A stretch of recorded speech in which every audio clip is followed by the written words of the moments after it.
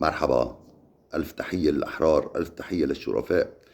وصلني تسجيل صوت من حمد الجوهري ابن مدينة السويداء على ما جرى اليوم في مدينة السويداء. منحب نسمعه سوا.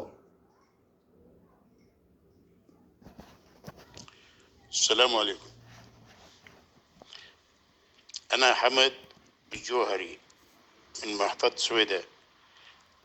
يا أخي، اليوم تصوب ابن عمي وليد الجوهري، عرفت علي كيف؟ وقتل واحد جواد الباروكي.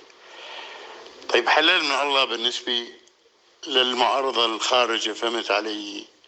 عم تتآمر على أولاد السويداء وعم تقتل أولاد السويداء وعم تشجع وتكبر روسيين أولاد السويداء. الله ما قاله، عرفت علي كيف؟ موتوهم من الجوع من كل شيء، وهن يعبوا فلوس بجيابهم ويروحوا لا يبعثوا لا يعملوا لا شيء ويكبروا بروسيهم. هاي الله قال يا أخي، هاي الله قال.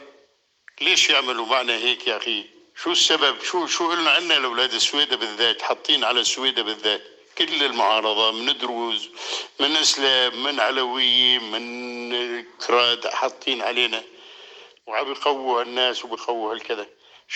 شو قلنا عنا يعني؟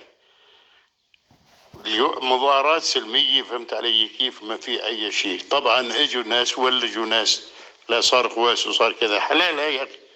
خبروني إذا في شيء تآمر علينا يا أخي. شو عملنا نحن السويدة؟ شو عملت؟ شعب ماشي حاله على البركة، عايش على زرع شوية شعير شوية تفاح شوية عنب بعيش كذا. صلنا كذا سنة عايشين سمانة يا أخي. الله ما قال يا أخي. شو لأن المعارضة الخارجية اللي برا اللي يعبوا جيابهم ويعملوا سيارات ويروحوا كذا ويجوا، ما بصير، ويقووا بروس المعثرين يا أخي. وتحياتي لكم.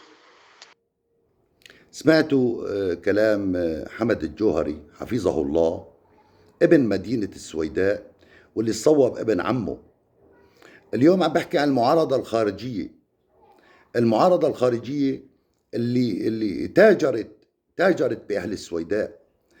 النظام الخائن اللي تاجر بأهل السويداء.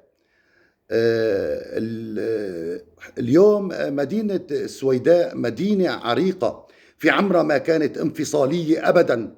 اليوم سلطان باشا الأطرش رحمه الله هو من وحد سوريا.